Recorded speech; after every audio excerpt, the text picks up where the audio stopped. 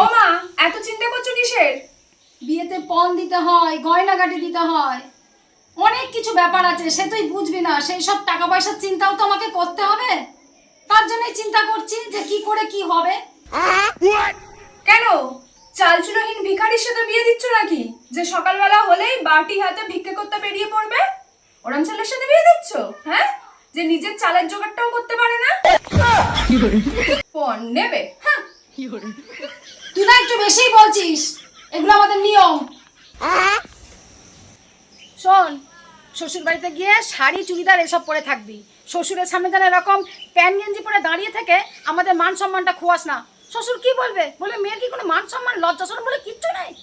अच्छा হ্যাঁ, আমি শ্বশুর মশাইকে বলবো আমার ঠিক ততটাই লজ্জা আছে যতটা আপনার হাফ প্যান্ট স্যান্ডো গেঞ্জি পরে ভুঁড়ি বের করে ঘুরতে আছে, বুঝলেন? ছবে একটা ভালো লাগলো না, জ্বালিয়ে খেয়ে নিল। শোন মানা, তোকে একটা কথা বলে রাখি, বিয়ের পর কিন্তু গিয়ে কোনো ঝগড়াঝাটি করবি না শ্বশুর বাড়িতে। যদি ননদ এসে বলে বৌদি তোমার এই জিনিসটা না আমার খুব পছন্দ, আমাকে দাও না, সঙ্গে সঙ্গে কিন্তু দিয়ে দিবি।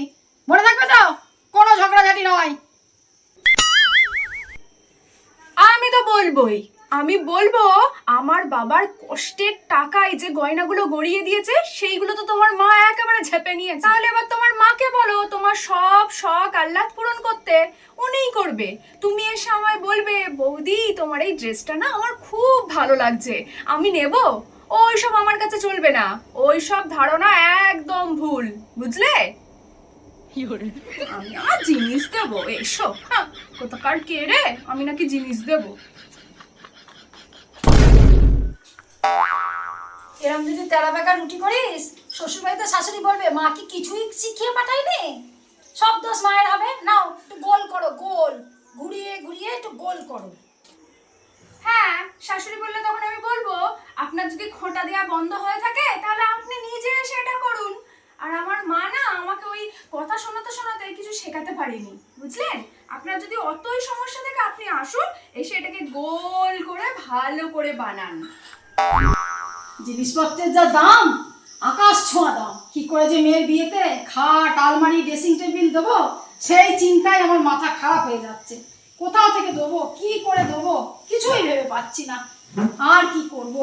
अच्छा এ বাবা, মা একটা খাটও নেই, বস্তা পেতে শোয় নাকি? সত্যি মা, তুমি কোন ঘরে ছেলে দেখছো?